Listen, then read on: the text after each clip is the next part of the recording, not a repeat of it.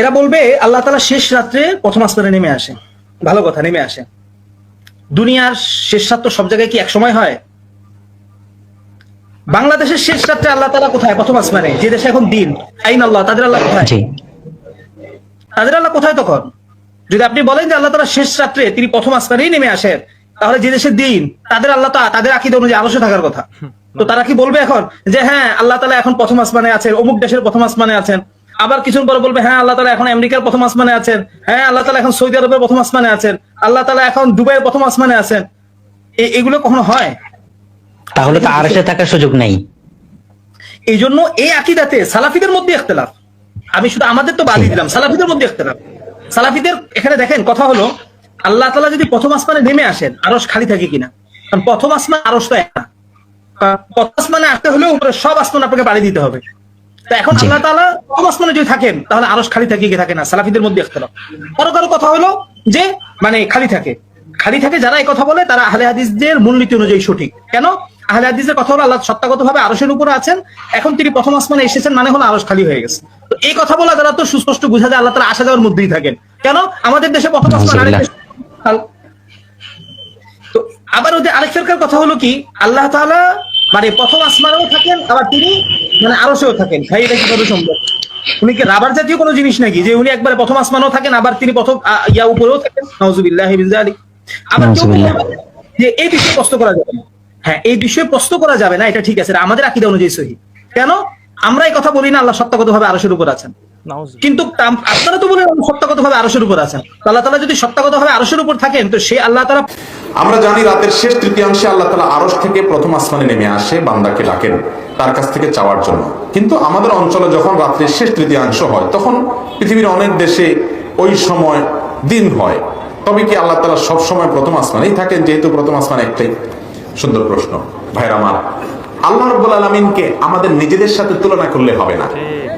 আল্লাহকে আমাদের সাথে তুলনা করলে আপনি এক জায়গায় গেলে আরেক জায়গায় যাইতে পারেন না। আল্লাহকে আপনি সেটা মনে করছেন? আল্লাহ তো হাকামুল হাকিমিন, আমরা তো সৃষ্টি, তিনি তো স্রষ্টা। আমাদের এখানে যখন ভোর রাত, পৃথিবীর অনেক দেশে, সৌদি আরবে তখন অন্য সময় হতে পারে, পারে কি পারে না? আমেরিকাতে তখন দিনের বেলা হতে পারে, সৌদি আরবে তখন দিনের বেলা হতে পারে।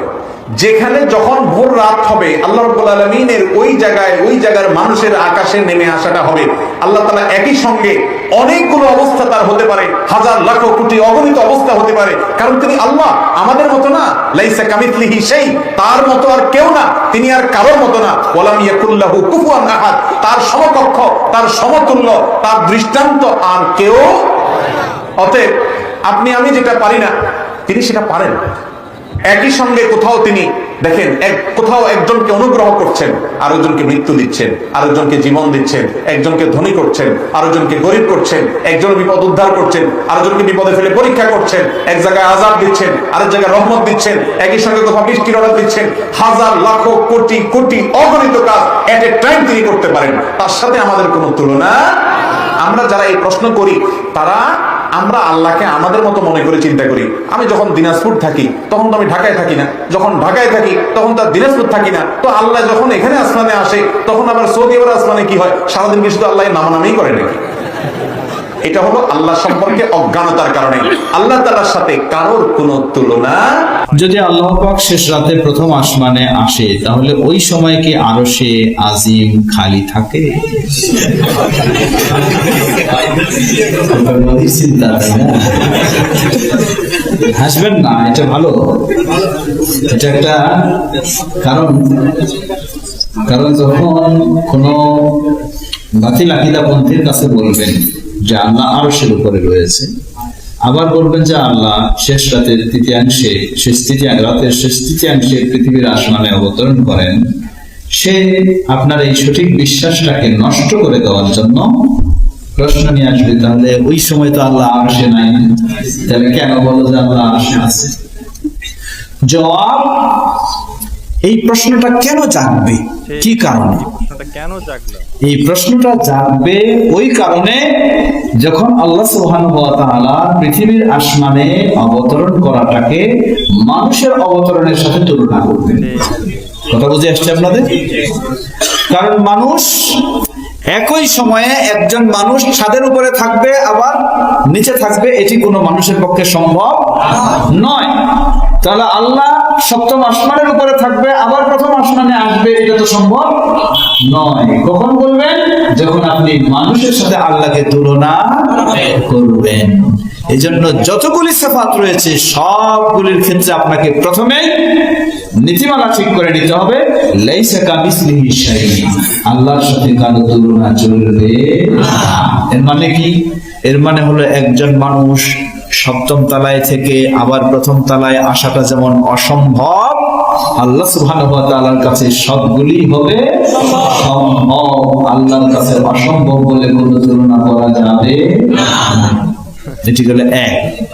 দ্বিতীয় বিষয়, তাহলে প্রথম বিষয় হলো মাখলুকের বিষয়ের সাথে আল্লাহকে তুলনা করা যাবে না, তাহলেই আপনি সেগুলি বিশ্বাস করতে পারবেন। দ্বিতীয় বিষয়, আল্লাহ সুবহানাহু ওয়া তাআলা পৃথিবীর আসমানে অবতরণ করেন। এই অবতরণটা কোন ধরনের? আমরা পেয়েছি চারটি বিষয় থাকতে হবে। তা হলো আল ইস্তিওয়া মা'লুমুন, অবতরণ করাটা আমরা জানলাম। ওয়াল কাইফু মাজহুলুন, কিভাবে অবতরণ করেন এটি আমরা জানি না, ধরন আমরা জানি না। মানুষের অবতরণ করা হলো ওই জায়গাটা বাদ দিয়ে এই জায়গায় চলে আসবে, কিন্তু আল্লাহ সুবহানাহু ওয়া তাআলার অবতরণটা এইরকম না কোন রকম এটা তো আল্লাহ আমাদেরকে জানান নাই। যখন আল্লাহ এটা আমাকে জানান নাই, তখন আমাদের বিশ্বাস হবে আল্লাহর জন্য যেমন অবতরণ সম্ভব শোভাময়, তেমনি আল্লাহ অবতরণ করেন, মাখলুকের মতো আল্লাহর অবতরণ নয়। আল্লাহ তাআলা। আসসালামু আলাইকুম ওয়া রাহমাতুল্লাহ। তো প্রিয় দিনী ভাই বোনেরা, আপনারা দেখলেন প্রথমে একজন হানাফি আলেমের বক্তব্য শুনলেন, তারপরে শায়েখ আহমদুল্লাহ তিনিও একজন হানাফি, তারপরে একজন আহলে হাদিস আলেমের বক্তব্য শুনলেন। তাহলে চিন্তা করে দেখুন, প্রথম যে বেলাল বিন আলী, এই মানুষটা আকীদার ক্ষেত্রে আমাদেরকে যে এত গোমরা করছে, দেখেন যেখানে বুখারী মুসলিমের হাদিস প্রমাণ করে, দেখেন আবু হুরায়রা রাদিয়াল্লাহু তাআলা আনহু হতে বর্ণিত, তিনি বলেন রাসূল সাল্লাল্লাহু আলাইহি সাল্লাম ইরশাদ করেছেন, প্রতি রাতের শেষ তৃতীয়াংশে আমাদের মর্যাদাবান বরকতপূর্ণ রব দুনিয়ার আকাশে নেমে আসেন এবং বলেন, যে আমাকে ডাকবে আমি তার ডাকে সাড়া দেব, যে আমার নিকট কিছু প্রার্থনা করবে আমি তাকে তা দান করব, যে আমার নিকট মাফ চাইবে আমি তাকে মাফ করব। বুখারী এবং মুসলিম শরীফের হাদিস। দেখেন এই হাদিসটাকে কিভাবে তিনি অপব্যাখ্যা করছেন। দেখেন যেখানে রাসূল সাল্লাল্লাহু আলাইহি সাল্লাম বলেছেন আল্লাহ নেমে আসে, তে এটা আপনাকে বিশ্বাস করতে হবে যে আল্লাহ নেমে আসে। আল্লাহ যে আসমানে আছে তারা এটা মানে না, বিশ্বাস করে না। আল্লাহর যে আকৃতি আছে এটা তারা মানে না। অথচ কিয়ামতের মাঠে আমরা আল্লাহকে দেখতে পাবো। দেখেন আল্লাহ যে আসমানে রয়েছে তার বক্তব্য কিনে তিনি এটাকে অস্বীকার করছেন যে আল্লাহ আসমানে আছে, তারা এটা মানেন না। সত্যাগতভাবে আল্লাহ যে আসমানে তারা এটা বিশ্বাস করে না। দেখেন রাসূল সাল্লাল্লাহু আলাইহি সাল্লাম একজন দাসীকে জিজ্ঞাসা করেছিলেন আল্লাহ কোথায়? দাসী উত্তরে বলেছিল আসমানে। রাসূল সাল্লাল্লাহু আলাইহি সাল্লাম এরপর তাকে জিজ্ঞাসা করলো আমি কে? সে বলেছিল আপনি আল্লাহ রাসূল। তখন রাসূল সাল্লাল্লাহু আলাইহি সাল্লাম সাহাবীকে নির্দেশ দিয়েছিলেন তাকে মুক্ত করে দাও, কারণ সে একজন মুমিনা। এটা মুসলিম শরীফের হাদিস এবং নাসাঈতে দুই গ্রন্থে হাদিসটা রয়েছে। দেখুন এই হাদিসেও প্রমাণ করে যে আল্লাহ আরশে, আল্লাহ আসমানের উপরে রয়েছেন। এটা তারা মেনে নিতে চায় না। দেখেন রাসূল সাল্লাল্লাহু আলাইহি ওয়াসাল্লাম মেরাজে গিয়েছেন। মেরাজে কোথায় গিয়েছেন? ৭ আসমানের উপরে সিদরাতুল মুনতাহা পার হয়ে রাসূল সাল্লাল্লাহু আলাইহি ওয়াসাল্লাম আল্লাহর সাথে পর্দার অন্তরালে কথা বলেছেন। তারা এটা মানতে চায় না যে আল্লাহর আকার আকৃতি রয়েছে। আল্লাহর আকার আকৃতি আল্লাহর আকার আকৃতির মতো। যে আয়াতের কথা বললেন শাইখ শহীদুল্লাহ খান মাদানী, যে সূরার 11 নম্বর আয়াত, লাইসা কামিসলিহি শাইউন, তার আল্লাহর সঙ্গে কোনো কিছু তুলনা করা যাবে না। যেখানে আল্লাহর সঙ্গে কোনো কিছু তুলনা চলে না, সেখানে বেলাল বিন আলী আল্লাহকে তুলনা করেছে আমাদের মতো সাধারণ মানুষদের মতো। নাউজুবিল্লাহ, এটা একেবারে গোমরাহি আকীদা। দেখেন আমরা বিচারের মাঠে আল্লাহকে দেখতে পাবো। এ ব্যাপারে আবু হুরায়রা রাদিয়াল্লাহু তাআলা হতে বর্ণিত, সাহাবীরা জিজ্ঞাসা করলেন, হে আল্লাহ রাসূল, আমরা কি কিয়ামতের দিন আমাদের রবকে দেখতে পাবো? জবাবে রাসূল সাল্লাল্লাহু আলাইহি ওয়াসাল্লাম সাহাবীদের প্রতি প্রশ্ন করলেন, মেঘমুক্ত পরিষ্কার আকাশে পূর্ণিমার চাঁদ, দুপুরের সূর্য দেখতে কি তোমাদের কোনো অসুবিধা হয়? ভিড়ের কারণে দেখতে সমস্যা হয়? সাহাবী বললেন, না হে আল্লাহ রাসূল। তখন রাসূল সাল্লাল্লাহু আলাইহি ওয়াসাল্লাম বললেন, তাহলে তোমরা তোমাদের রবকে ঠিক তেমনি স্পষ্টভাবে দেখতে পাবে, তাকে দেখতে তোমাদের কোনো অসুবিধা হবে না। এই হাদিসটা রয়েছে বুখারী এবং মুসলিমের। দেখেন, এই হাদিস প্রমাণ করে আমরা বিচারের মাঠে আল্লাহকে দেখতে পাবো। আল্লাহ তাআলা তার বসার, তার আরশ ৮ জন ফেরেশতা বহন করে নিয়ে আসবেন। এটা কোরআনের আয়াত। তারপরে একটা আয়াত দেখেন, সূরা কিয়ামার ২২ এবং ২৩ নম্বর আয়াতে বলেছেন, সেদিন অনেক মুখমণ্ডল হবে উজ্জ্বল, তারা তাদের প্রতিপালকের দিকে তাকিয়ে থাকবে। দেখেন, আল্লাহর দিকে আমরা তাকিয়ে থাকব।